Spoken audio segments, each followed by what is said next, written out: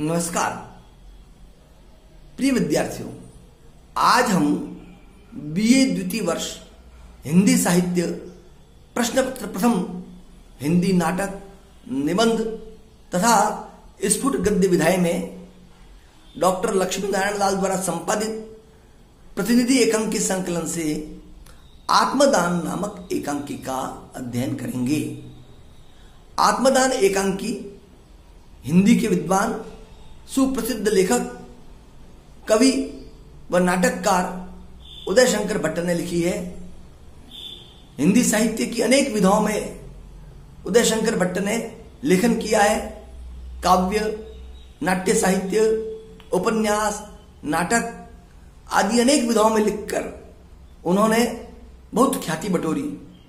उदय शंकर भट्ट ने स्त्री का हृदय, चार एकांकी, आत्मदान, समस्या का अंत, ध्रुव, शिखा, अंधकार और प्रकाश, आदिम और योग, पर्दे के पीछे, आज का आदमी आदि अनेक एकांकियां लिखी।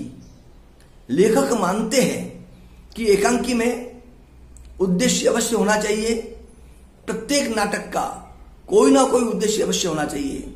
जैसे आज साहित्य में कला जीवन के लिए, जीवन देने के लिए है, उसी तरह नाटक को भी उद्देश्य के लिए होना आवश्यक है। लेखक ने अपने नाटकों में, एकांकी में समाज के विभिन्न वर्गों को लिया है। श्री उदय शंकर भट्ट द्वारा लिखित एकांकी आत्मदान एक सामाजिक समस्या प्रधान एकांकी है। इस एकांकी में लेखक ने बताया है कि समर्पण में ही जीवन का सुख एवं कल्याण है। आज के पारिवारिक जीवन में पति पत्नी में तनाव होना एक सामान्य सी बात हो गई है, लेकिन जब यह तनाव उग्र रूप धारण कर लेता है तथा पति पत्नी में अलगाव बहुत बढ़ जाता है, तब विवाह विच्छेद की सी स्थिति उत्पन्न हो जाती है। भट्ट जी ने आत्मदान एकांकी में इस समस्या को सुलझाने का उपाय बताया है।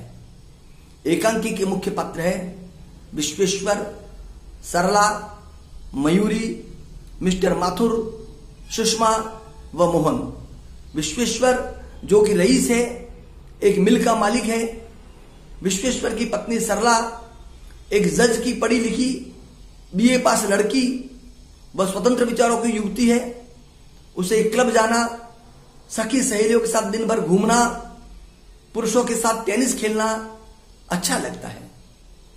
वह स्त्रियों के लिए जिस स्वतंत्रता को आवश्यक समझती है, वही स्वतंत्रता पुरुषों को नहीं देना चाहती। मयूरी एक नर्तकी है। उसका काम रईसों को अपने प्रेम जाल में फंसाना है। वह शादी और प्रेम में अंतर मानती है। शादी को मात्र एक कॉन्ट्रैक्ट मानती है। एक जगह वह विश्वेश्वर को कहती भी है, मैं शादी और प्रेम में अंतर मानती हूं। शादी दो आदमियों का, गृहस्थ का कॉन्ट्रैक्ट है। प्रेम बिल्कुल अलग चीज है। यदि विवाह के बाद एक पुरुष किसी से मित्रता बनाए रख सकता है, तो एक स्त्री भी एक पुरुष को अपना मित्र बना सकती है। कोई रुकावट क्यों हो। मिस्टर माथुर सरला के सहपाठी है। उन्हें टेनिस खेलना अच्छा लगता है। सरला उन्हीं के साथ खेलती है। एकांकी में एक महत्वपूर्ण पात्र है प्रोफेसर की पत्नी सुषमा, जो सरला की सखी और उसकी पड़ोसन है। सुषमा भी सुशिक्षित है। वह थीसिस लिख रही है, लेकिन अपने पति को दिन रात किताब में खोया देखकर थीसिस को भूलकर उनकी सहायता में लगी रहती है। मोहन विश्वेश्वर और सरला के घर का नौकर है। उसका काम अपने मालिक और मालकिन के आदेश की पालना करना मात्र है।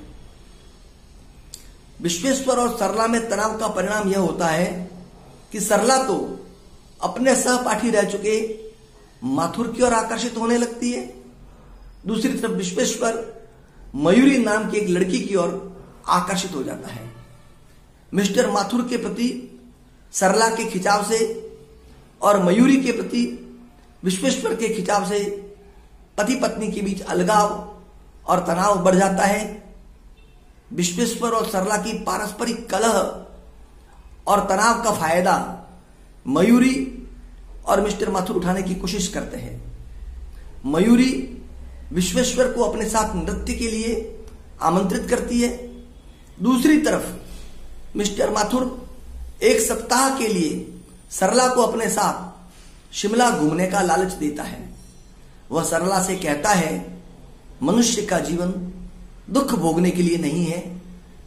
मनुष्य को सुख पाने का अधिक से अधिक प्रयत्न करना चाहिए। मैं परलोक में विश्वास नहीं करता, वह ढोंग है। हमारा जीवन सौंदर्य ज्ञान की पिपासा को शांत करने के लिए है। जैसे फूल के खिलने का उपयोग है सुगंध, सुंदरता बांटना, ठीक इसी तरह सौंदर्य का पालन करना हमारे जीवन का उपयोग है। एक दिन मयूरी को अपने घर में विश्वेश्वर के साथ देखकर सरला उसे खूब खरी खोटी सुनाती है। रुष्ट होकर विश्वेश्वर मयूरी के साथ नृत्य करने के लिए घर छोड़कर चला जाता है। मयूरी उसे होटल में खूब शराब पिलाकर लूट लेती है। मयूरी के साथ विश्वेश्वर के जाने से सरला दुखी होती है। इसी बीच उसकी पड़ोसन सुषमा अपने पति प्रोफेसर साहब के सिर में दर्द होने के कारण बाम लेने के लिए सरला के पास आती है। सरला उसे अपनी दुख भरी कहानी सुनाती है और कहती है, मेरा तो जीवन भार हो गया है बहन, दिन रात चकचक रहती है, मुझे तो कोई सुख नहीं है। चाहती हूं किसी तरह इस संसार से छुटकारा पा जाऊं, तब शायद शांति मिले। सुषमा उसे समझाती है और कहती है, प्रेम समर्पण चाहता है। समर्पण में केवल आत्मदान ही नहीं, इच्छा गति भी है। तुम पति को वह नहीं दे सकी जो वे चाहते थे। तुम्हारा पढ़ा लिखा होना, सुंदर होना गौण है, वहां तो केवल समर्पण चाहिए। वह यह भी कहती है, तुमने निष्काम होकर दिया ही नहीं। जो कुछ दिया उनमें से बहुत कुछ अपने व्यक्तित्व के लिए, अपने अभिमान के लिए, अपने सौंदर्य की गर्व के लिए रख दिया। इसलिए वह तुम्हारा दान, वह समर्पण अधूरा है। निश्चित है जितना दोगी उतना ही मिलेगा। सुषमा अपने वैवाहिक जीवन का आदर्श प्रस्तुत करते हुए कहती है, मेरे ही विवाह को आज 7 वर्ष होने आए। मैंने कभी उनके सामने अपने व्यक्तित्व का दावा नहीं किया।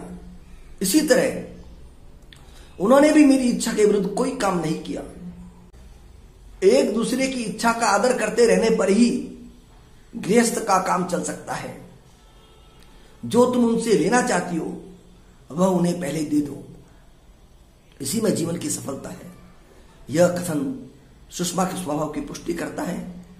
लेखक ने सुषमा को आदर्श भारतीय नारी के रूप में चित्रित किया है। सरला स्वच्छंदता प्रिय आधुनिक नारी का तो सुषमा भारतीय आदर्श पतिव्रता नारी का प्रतिनिधित्व करती है। एकांकी का अंत सुखद होता है जब सुषमा की सीख से सरला और मयूरी के धोखे से विश्वेश्वर की आंखें खुल जाती है। दोनों अपनी अपनी भूल पर पछताते हैं। सरला कहती है, मुझे मालूम हो गया है, मेरे अभिमान की मद में मूर्छा थी, विष था, मरण का संकेत था। मैंने आज जीवन का तरल मादक स्वच्छ रस प्राप्त किया है। नाथ, मेरी आंखें खुल गई है। विश्वेश्वर कहता है, चलो हम दोनों ही भूले हुए थे। आत्मदान एकांकी का प्रतिपाद्य यही है कि पति पत्नी दोनों निष्काम भाव से एक दूसरे की भावनाओं का सम्मान करें, परस्पर विश्वास रखें तथा अभिमान व अहंकार से दूर होकर जीवन को उल्लासमय बनावे। पति पत्नी के पारस्परिक त्याग, समर्पण एवं विश्वास से ही सुखी गृहस्थी का निर्माण हो सकता है तथा वे एक दूसरे की आत्मीयता व प्रेम के सच्चे अधिकारी बन सकते हैं। स्व के विसर्जन व आत्मदान से ही आत्मीयता में विवृद्धि होती है। दो का एकात्मक हो जाना ही प्रेम है। निर्वाह उस एकात्मकता का ही नाम है। उसमें फिर न रूप सौंदर्य का अभावी बाधा डालता है, न व्यक्तित्व। दो व्यक्तियों का मिल जाना, एक हो जाना प्रेम का परिणाम है। उसकी सीमाएं फिर अनंत हो जाती है। प्रिय छात्रों, निस्संदेह आत्मदान एकांकी आज के युग में टूटते हुए परिवारों के लिए एक सीख है। हमें इस एकांकी का आनंद लेना चाहिए और इस एकांकी के निष्कर्ष को जीवन में उतारना चाहिए। धन्यवाद, नमस्कार।